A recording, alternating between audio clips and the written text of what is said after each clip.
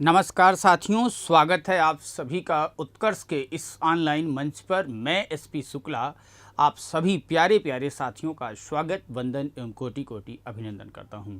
साथियों, Uttar Pradesh police constable भर्ती परीक्षा की जैसा कि बच्चों आपको पता है कि री एग्ज़ाम होना है और आप बच्चों के लिए एक बहुत सुनहरा मौका है एक बार दोबारा से जो है अपनी तैयारी को परखने का, क्योंकि जो कुछ चूक रह गई पिछली बार उससे भी उठकर आगे बढ़ने का। पहली चीज़ बच्चे। दूसरी चीज़, अगर हम यूपी पुलिस कांस्टेबल परीक्षा की बात करें, आपके पाठ्यक्रम में बच्चे 17 तारीख की शिफ्ट में 37 प्रश्न आए थे। कितने? 37 प्रश्न आए थे। वहीं बच्चे आपके 18 तारीख वाले सेट में 38 प्रश्न आए थे। बच्चे कितने? 38 प्रश्न आए थे। तो बच्चे 37 प्रश्न या 38 प्रश्न की क्या विशेष स्ट्रेटजी होनी चाहिए, उसी बिंदु पर आपसे चर्चा और परिचर्चा करेंगे। पहले भी आपने देखा है कि YouTube पर हमारी बहुत सी ऐसी मैराथन क्लासेस पड़ी हुई हैं जिनको आप देख करके अपनी तैयारी को बहुत मजबूत कर सकते हो प्यारे प्यारे विद्यार्थियों। और बहुत सारी थ्योरी की क्लासेस भी इस बीच में हो चुकी हैं और लगातार बच्चे हो भी रही हैं और ऑफलाइन क्लासेस भी लगातार चल ही रही हैं। तो बच्चे, आज हम यूपी पुलिस कांस्टेबल के फुल पाठ्यक्रम का एक विश्लेषण करेंगे और ये जानते हुए कि अभी हाल ही में जो आपका पेपर हुआ था उसमें किस तरीके से प्रश्न बच्चे बने थे, चर्चा और परिचर्चा बच्चे करेंगे। तो देखो, सबसे पहले बच्चे, जैसे हम एक पुल का निर्माण करने जा रहे हो किसी नदी के ऊपर, तो ज़रूरी हो जाता है पाठ्यक्रम को जान लेना। उसीलिए अपने जीवन का एक सबसे महत्वपूर्ण अंग यही समझ लो बच्चे, जिस विद्यार्थी को अपने संपूर्ण पाठ्यक्रम का आंख बंद करने पर भी विश्लेषण करने को कहा जाए और वह सभी चैप्टर में निहित एक एक पॉइंट को अगर बता दे, वह विद्यार्थी वास्तव में बहुत अच्छा होता है। और एक अच्छे टीचर, अच्छे गुरु की भी यही पहचान होती है। अगर आपका टीचर भी बच्चे आपके पाठ्यक्रम में निहित एक एक शब्द को लिख दे बिना कुछ देखे समझे, तो आप समझ लो बच्चे, वास्तव में वही एक अच्छा शिक्षक भी होता है। आप पढ़ने और पढ़ाने और साथ ही साथ बच्चे एग्ज़ाम में, तीनों में अंतर होता है।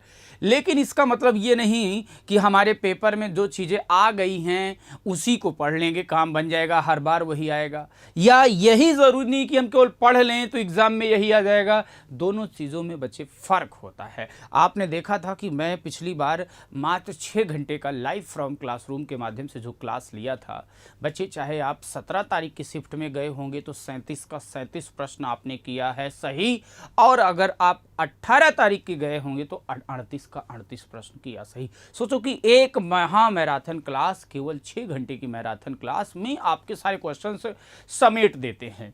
तो विद्यार्थी, ये ज़रूरी नहीं हो जाता कि अब हम एक ही क्लास में लाएं और बच्चों को कहें बच्चे पूरा तो आपको 37 में 37 या 38 में 38 इसी में मिल जाएगा तो इतना ही पढ़ो ना। आप प्रतिस्पर्धा की इस दुनिया में ये बात कहना थोड़ी सी उचित नहीं होती है। इसलिए बच्चे, सबसे ज़रूरी हो जाता है कि आप पाठ्यक्रम को जानो और अभी वक्त है आपके पास बच्चे, वक्त पर वक्त की नज़ाकत को सीखो, समझो और जांचो कहाँ कमी रह गई, किस बिंदु पर आपको अभी ज़रूरत है, उस बिंदु पर फोकस करो बच्चे। तो देखो, भाषा एवं भाषा का विकास, अध्याय 2 में वर्ण विचार, विराम चिन्ह, शब्द विचार, वाक्य विचार, काव्य शास्त्र। काव्य शास्त्र कहने का मीन्स बच्चे, इसके अंतर्गत हम रस, छंद और अलंकार की बात करते हैं। स्पेशली बच्चे रस, छंद और अलंकार की बात कर लेते हैं विद्यार्थियों। और इसके बाद आता है हिंदी साहित्य का इतिहास और रचनाएं, अपठित गद्यांश एवं पद्यांश, फिर जाकर के अभ्यास सत्र। तो ऐसे हम हर चैप्टर में ही अभ्यास सत्र जोड़ लेते हैं विद्यार्थियों। और कहीं दूसरे स्टेट लेवल की आप परीक्षा की अगर बात करो, आप राजस्थान में, तो लगातार कई बार जो है कई सारे सेट सॉल्व करा रहा हूँ बच्चों। राजस्थान के हायर एजुकेशन में जो प्रश्न पूछे जाते हैं वो आपके यूपी में बच्चे, यूपी पुलिस कांस्टेबल और पेट के एग्ज़ाम में आ जाते हैं।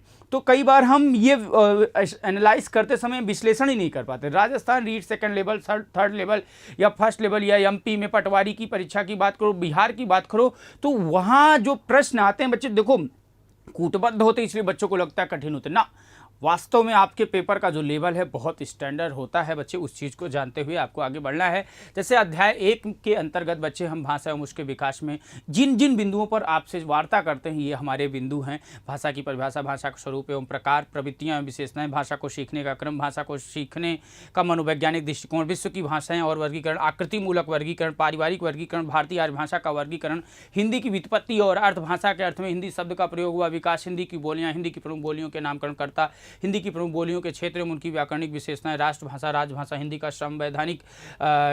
संवैधानिक स्थिति, वहाँ से संवैधानिक होना चाहिए बच्चे, भौगोलिक स्थिति, हिंदी के विकास के लिए प्रमुख संस्थाएं, हिंदी भाषा के विकास में उल्लेखनीय प्रचारक संस्थाएं, फिर राष्ट्रभाषा आंदोलन से संबंधित धार्मिक सामाजिक संस्थाएं, विश्व हिंदी दिवस, भाषा का मानकीकरण, लिपि का उद्भव एवं विकास, देवनागरी लिपि का मानकीकरण, दोष एवं विशेषताएं, देवनागरी लिपि के सुधार, बालाघात एवं स्वराघात, अनुतान, संगम, अभ्यास प्रश्न। जब हम इतना पढ़ लेते हैं बच्चे, इतना पढ़ने के बाद हमारा एक चैप्टर जाके कवर होता है भाषा।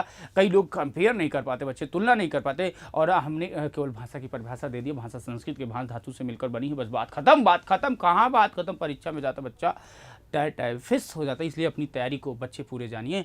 अध्याय 2 में वर्ण विचार आता है, व्याकरण में उसके अंग या तत्व, वर्ण का स्वरूप, वर्ण के भेद, वर्णमाला, स्वर वर्णों का वर्गीकरण का आधार, अयोगवाह, अनुस्वार एवं अनुनासिक में अंतर, पंचमाक्षर व अनुसार में संबंध, व्यंजन एवं उसके प्रकार, वर्णों का उच्चारण स्थान, अक्षर के प्रकार, संयुक्त अक्षरों का प्रयोग, हिंदी में अतिरिक्त यानी गृहीत वर्ण, व्यंजनों को स्वर रहित करना, वर्ण विच्छेद, शब्दकोश व साहित्यकोश उपयोग पद्धति, फिर जाके अभ्यास प्रश्न बताते। फिर अध्याय 3 में विराम चिन्ह की संख्या, विराम चिन्ह का प्रयोग कैसे किया जाए। फिर अध्याय 4 में बच्चे बहुत इंपॉर्टेंट रोल अदा करता है, 22 से 25 क्वेश्चन सीधे यहाँ से आ जाता है।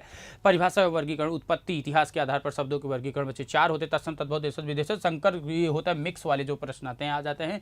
रचना के रूप के आधार पर बच्चे रूढ़, यौगिक और योग रूढ़, अर्थ के आधार पर बातें करते हैं बच्चे, रूप के आधार पर विकारी शब्द, अविकारी शब्द, ये देखो क्या क्या आप देख पा रहे हो ना, ये सारा सिलेबस सब बच्चे आप कवर करोगे। ये पॉइंट आप बच्चों बहुत अच्छे से आता है, और ये शब्द निर्माण की प्रक्रिया तो बहुत महत्वपूर्ण रोल अदा करता है। फिर अध्याय वाक्य विचार की बात कर लीजिए। अध्याय 6 काव्य साधन में रस, छंद, अलंकार, शब्द शक्ति वैसे आपके सिलेबस में कई बार बच्चे बन जाता है कि अभ्या क्या है, व्यंजना क्या है, तो बच्चा समझ नहीं पाता। इस चीज़ को आप यहाँ से सीखते हैं। अध्याय 7 में हिंदी साहित्य का इतिहास और रचनाएं। बच्चे कहने को देखो, साहित्य, जब हम साहित्य के स्टूडेंट होते हैं, जब हम साहित्य पढ़ा रहे हो तो यही हम 400 से 500 घंटे लेते, 400 से 500 घंटे में केवल हम साहित्य कवर करते हैं। लेकिन जब वनडे एग्जाम की बात की जाती है तो लगभग बच्चे 80 से 90 घंटे में आपका पूरा का पूरा कवर करना होता है, क्योंकि साहित्य में अगर आप पढ़ो तो ये साहित्य अथाह सागर है। ये अथाह सागर में गोता तब लगाओ जब आपको 1 साल मौका मिले बहुत बड़ी परीक्षा की तैयारी करो, TGT, PGT, LT, UGC, net, JRF के लिए, तब इनकी ज़रूरत पड़ती है। नहीं तो हम शॉर्ट में बता करके चीज़ों को कवर ही कर ले जाते हैं बच्चे। फिर अध्याय 9 की बात कर लेते हैं। तो ये पूरा का पूरा सिलेबस है, पाठ्यक्रम है, इसको बहुत अच्छे से आपको जानना है, निचोड़ना है, और देखो कि इस सिलेबस में निहित किस पॉइंट पर आपको कहाँ कमजोरी आ रही बच्चे, क्योंकि एक बहुत सुनहरा मौका है। सपनों पर सफलता का रंग उत्कर्ष के संग अगर आप चाहते हो, उत्कर्ष लेकर आया है होली का हंगामा 21 से 28 मार्च तक। प्यारे विद्यार्थियों, आप सभी बच्चों के लिए, जैसा कि पता है कि होली का त्यौहार चल रहा है, होली के सीजन में होली के रंग में रंग जाना चाहते हो तो सभी ऑनलाइन कोर्सेज पर अप टू 90% तक बच्चे डिस्काउंट चल रहा है। साथ ही साथ 3 मंथ का एक्स्ट्रा वैलिडिटी भी दिया जा रहा है। तो उत्कर्ष ऐप की बुकशाला में प्रिंटेड नोट्स बुक्स पर भी भारी डिस्काउंट चल रहा है। तो बच्चों, देर किस बात की, डाउनलोड उत्कर्ष ऐप नाउ, उत्कर्ष का ऐप डाउनलोड करिए, और साथ ही साथ अपने कोर्स को परचेज करके अपने सुनहरे सपने को साकार भी कर सकते हैं प्यारे प्यारे विद्यार्थियों। ठीक है साथियों, तो इस सेशन में हमें सिर्फ इतना बताना था कि आप अपने पाठ्यक्रम को बहुत अच्छे से जांच लो, परख लो, फिर आगे बढ़ जाओ। चीज़ें बहुत शानदार, जानदार और ज़बरदस्त होगी प्यारे प्यारे बच्चों। चलो, वीडियो को लाइक और शेयर करिएगा। आप सभी को एक बार पुनः होली की बहुत बहुत शुभकामनाएं बच्चे। All the best.